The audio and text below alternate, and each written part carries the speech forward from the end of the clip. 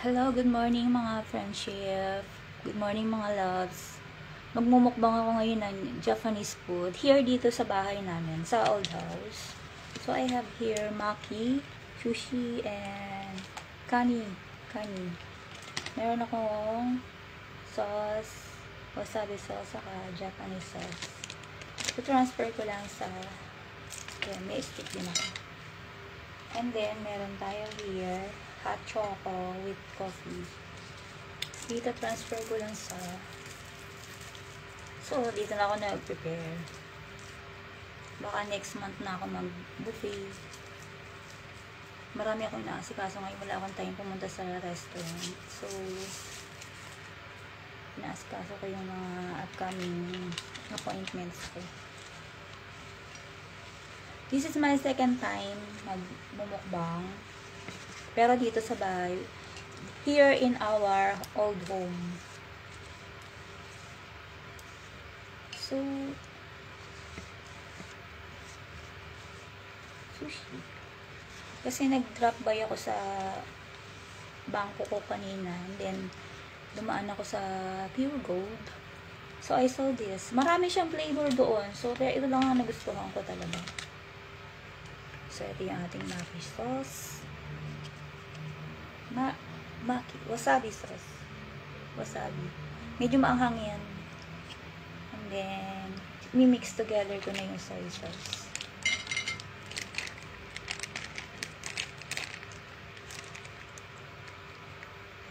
Soy sauce. It's a Japanese soy sauce. Wait lang.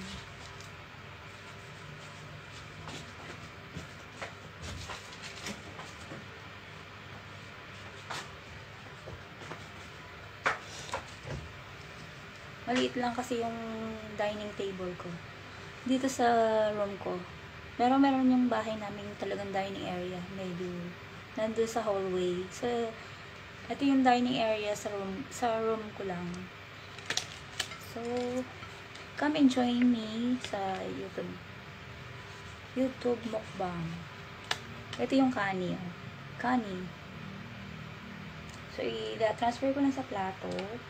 So, may plate, dalawang kani, tapos assorted na maki, sushi.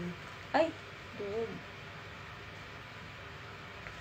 Marunong akong gumawa nito kaso iba talaga yung ready na. Kasi matrabaho to eh. Yan. Assorted flavor ng sushi.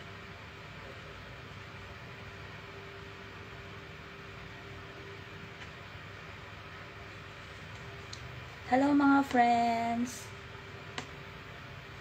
Hello mga friends ko dyan sa Canada, sa Italy, saka sa New York. Mga friends ko dyan sa Florida, hello sa inyong lahat. Welcome to my channel. I'm here in our old home. I'm here in my room. I'm doing mukbang here instead to go to the restaurant. So, maybe it's 21 pieces. Different flavors.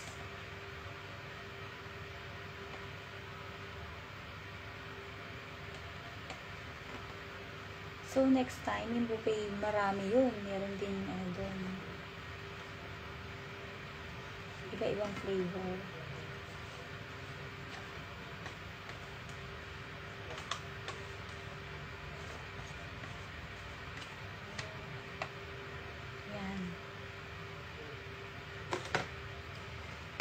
Guys, this is my mukbang for today. 21 pieces of maki sushi, tsaka dalawang kani. Sinimix ko lang yung sauce. Wasabi.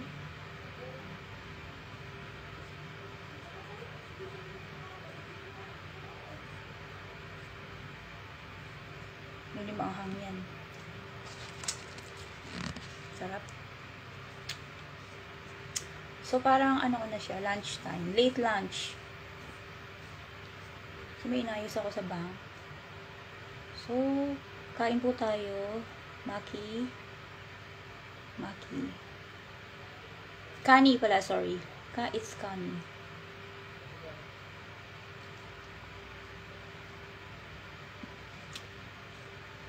Yummy. So yummy.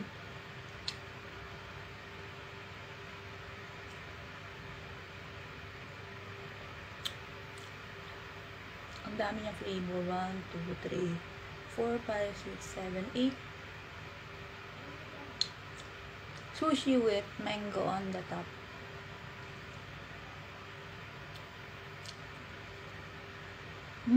So good.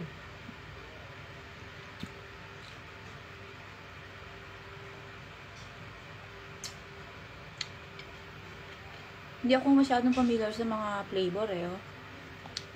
I don't know kung anong flavor to. Mayroon siyang cheese. Saka sushi wrapper. Seafood sushi wrapper.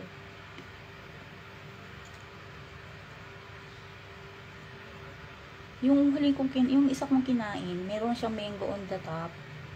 Tapos, merong pipino inside. Sarap din to.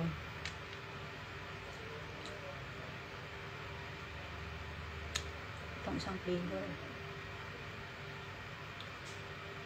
Ito, cheese. Cheese with sushi wrapper.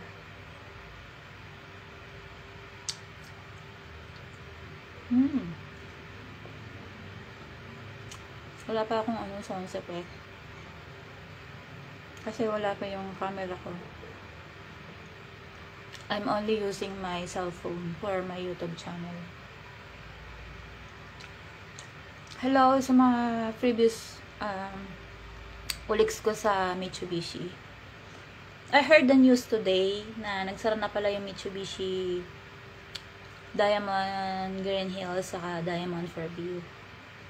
I heard the news in one of the managers na na-encounter ko today. Kasi galing ako sa bangko. So, meron pa rin mga natirang branch like Marcos Highway, Quezon Avenue. 5 lang yung branch nila. Tapos, yung mga friend ko sa other dealership, mga retired na sila. Mayayaman na sila. So, anong flavor to? What's inside? Peach. Peach inside. Hindi ako masyadong familiar sa mga flavor ng sushi.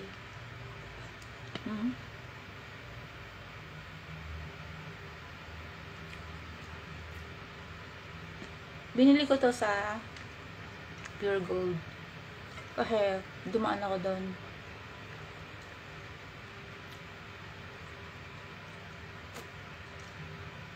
Gusto ko yung mga Korean food. Chinese hindi ako masyado. Japanese food gusto ko.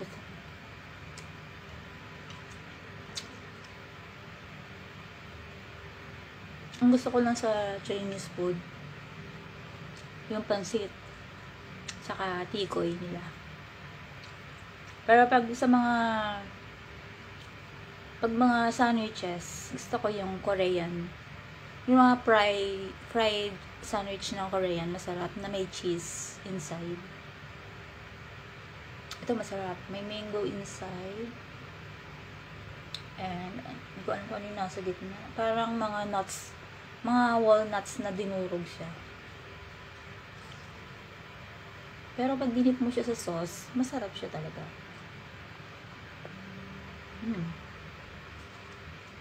I like the sauce.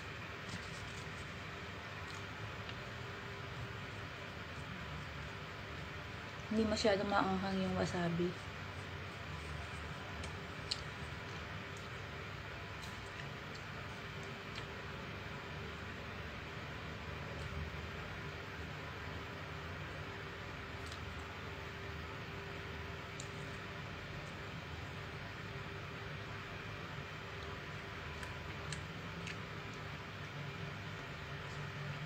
Hello, my loves.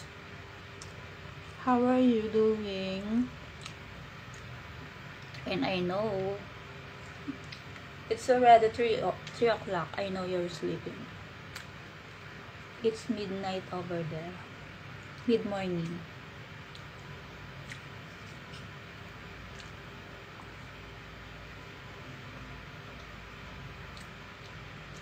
It's my second time for mukbang.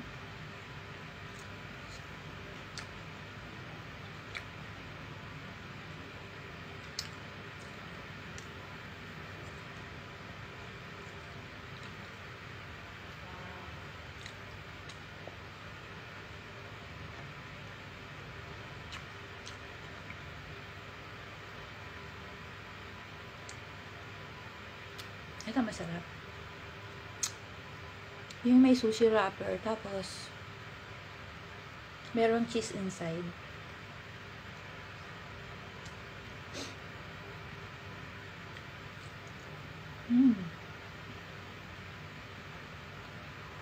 Ito yung old house namin.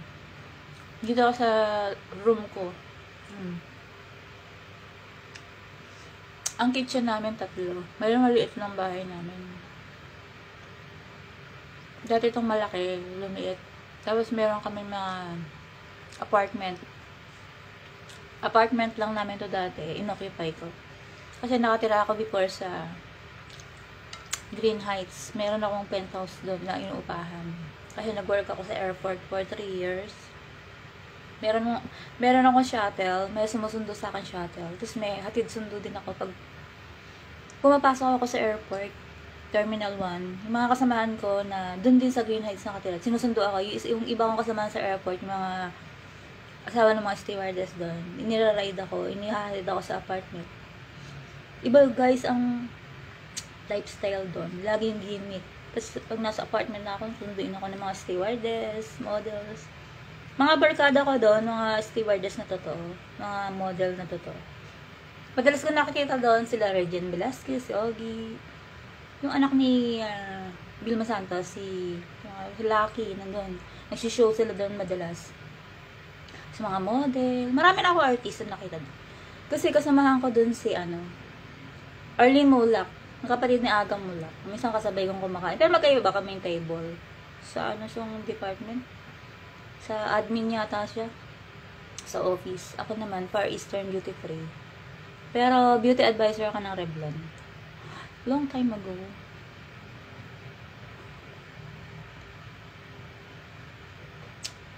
Hindi rin ako nagluluto dun sa penthouse, pero may lutuan ako. Kasi kumakain na ako sa labas bago ako umuwi. So, meron kaming maid dun. Yung maid nung may-ari nung tinitirang ko, friend ko, yung maid niya, maid ko na din. So, nung umuwi ako dito na. Inoccupy ko yung paupahan namin. Pinaayos ko. Liit lang to. 3 room ng bahay namin. Maliit lang. Luma na. Kaya nakakahiya. Kung itutour around ko. Okay na yung medyo yung room ko na lang kasi medyo maayos-ayos pa. But last year, sa condo unit ako nakatira. Umuupa lang din ako. Along EDSA. Guys, makakatuwa.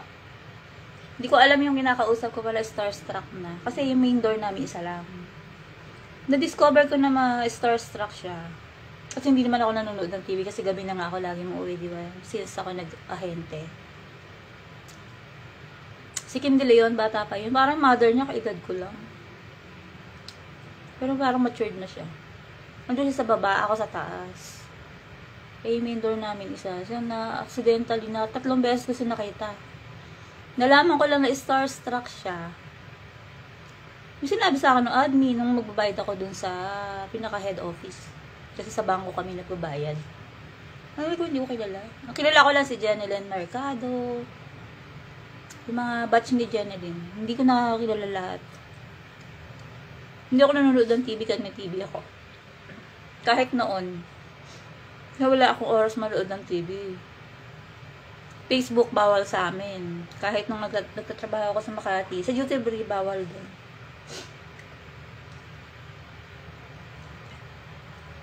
Kailan lang ako nag-Facebook? 2014. Kasi na-aksidente nga ako ng 2013. Ang cellphone ko lang ng basic. May Facebook ako pero sa office lang. Hindi ako talaga active sa Facebook. So, nung 2014, bumili ako ng touchscreen. Nagpa-Facebook na ako. Yun, doon ako nag-start nag-Facebook. Naiirita nga ako sa mga nagla-like ad-ad before. Mga friendship, kailan yung get-together natin. Konti na lang. Sarap siya.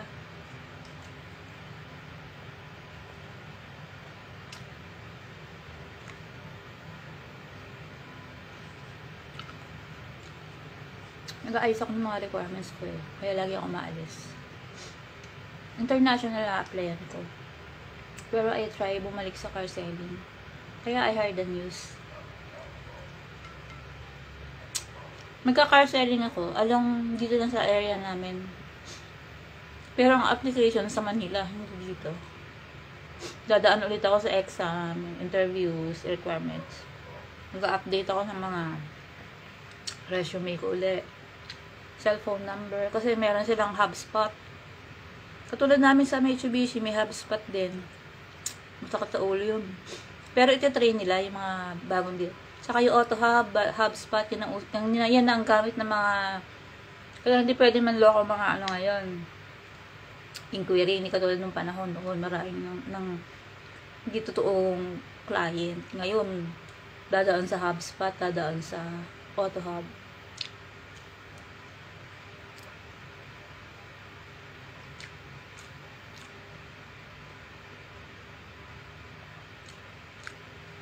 Sa susunod na mukbang ko, yung buffet mukbang, sobrang dami yung pagpipilian.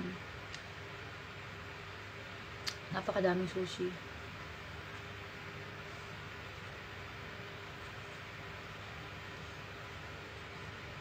Actually, may mga sizes to eh. Pinili ko lang yung medium. Yung meron pang mas malaki. Pero sa tingin ko kasi di ko kaya ubusin.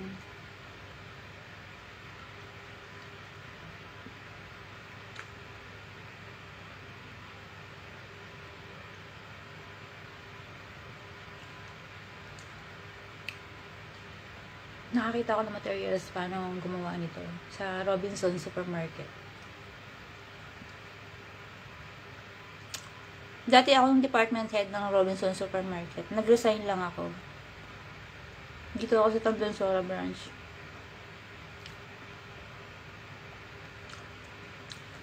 Tapos yung iba-iba na ako ng work.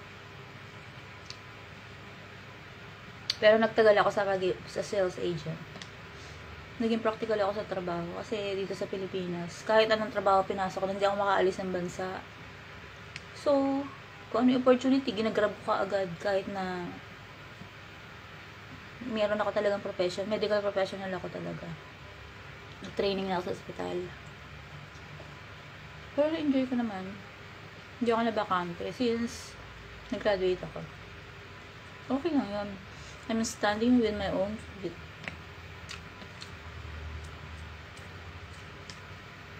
So guys, sana na gusto niyo yung mukbang ko for today. Sinet up po talaga yung area kasi second time mukbang ko. Medyo madilim lang kasi isa lang yung ilaw ko.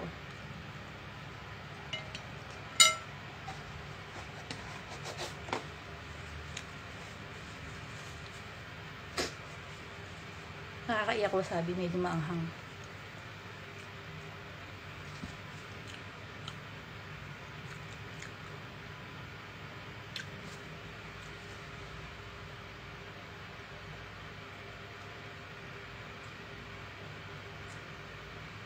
Ano lang siya, lukewarm water, medyo maligam-gam lang. Minix ko yung Milo at saka coffee. Kaya yung lasa niya, parang lasa ng Starbucks. I mix together the Milo and the coffee and lukewarm water. So, the taste So good. So guys, thank you for watching. Please like and subscribe sa nga pala sa YouTube ko. Meron akong YouTube, Jocelyn Mangilit. So please like and subscribe. Pag dumating na yung camera ko, siguro magpo-full video na ako ng YouTubes. Kasi merong notification from YouTube how to do it very well. Pero right now, ginagamit ko lang cellphone. Ganyan lang, ganyan. So nag-live ako. Please like and subscribe. See you on my next vlog. Thank you for watching. Sana nag-enjoy kayo sa little mukbang ko. Konti lang. Hindi siya masyadong marami. Pero at least nakapag-mukbang ako for the second time around. Thank you for watching. See you next time. Bye.